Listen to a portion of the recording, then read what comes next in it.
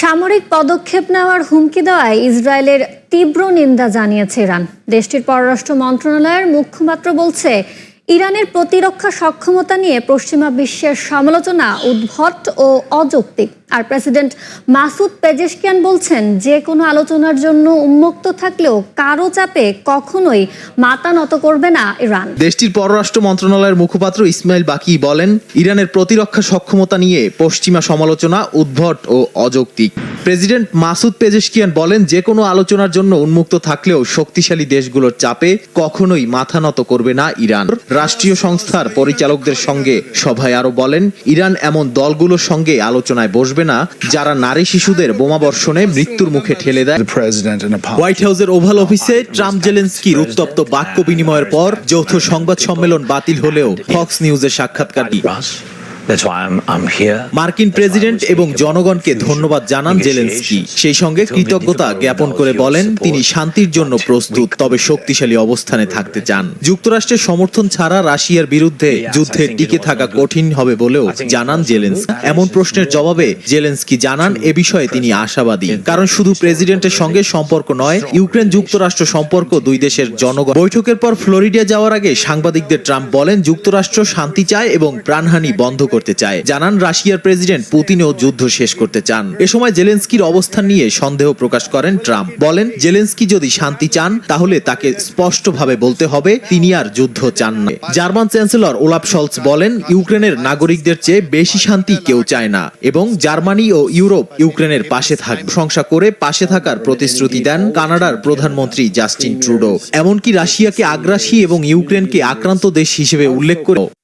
যদিও ইউক্রেনে শান্তি চাওয়ায় ট্রাম্পকে সাহসী আখ্যা দিয়ে ধন্যবাদ জানিয়েছেন হাঙ্গেরির প্রধানমন্ত্রী ভিক্টর অরবান। আর রুশ পররাষ্ট্র মন্ত্রণালয়ের মুখপাত্র মারিয়া জাখারোভা বলেন, ওভাল অফিসে জেলেনস্কি যে আচরণ করেছেন এতে তার গায়ে ট্রাম্প হাত না তুলে সংযমের পরিচয় দিয়েছেন।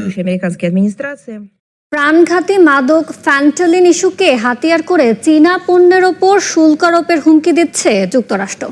ট্রাম্পের 10% অতিরিক্ত শুল্ক আরোপের ঘোষণার পর এ অভিযোগ করে চীনের পররাষ্ট্র মন্ত্রণালয়। এমনটা হলে এর পরিণতি ভালো হবে না বলে কঠোর হুঁশিয়ারি দেন মন্ত্রণালয়ের মুখপাত্র। একই সঙ্গে চীনের বিরুদ্ধে মুসলিম উইঘুরদের গণহত্যা ও মানবতা বিরোধী কর্মকাণ্ড চালানোর মিথ্যা ও বানোয়াট তথ্য না ছড়াতে ওয়াশিংটনকে সতর্ক করেছে বেইজিং।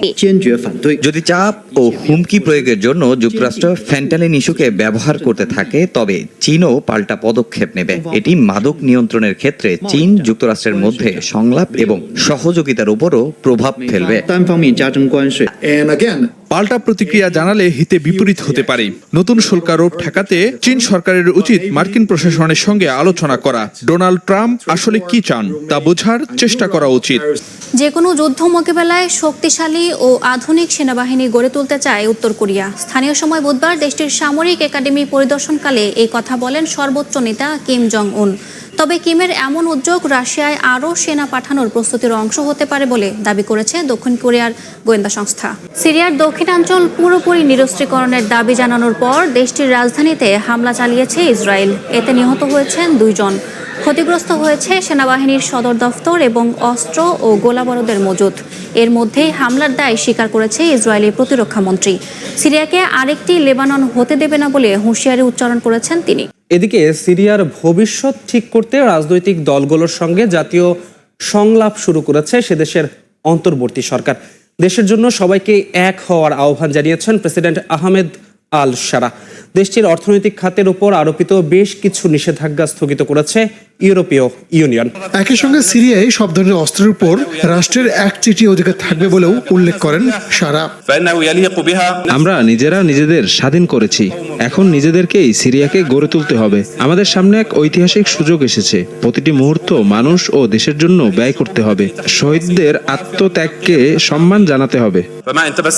বিদ্রোহী নেতা শারার নেতৃত্বে নতুন সরকার এসব নিষেধাজ্ঞা শিথিলের দাবি জানিয়ে আসছিল।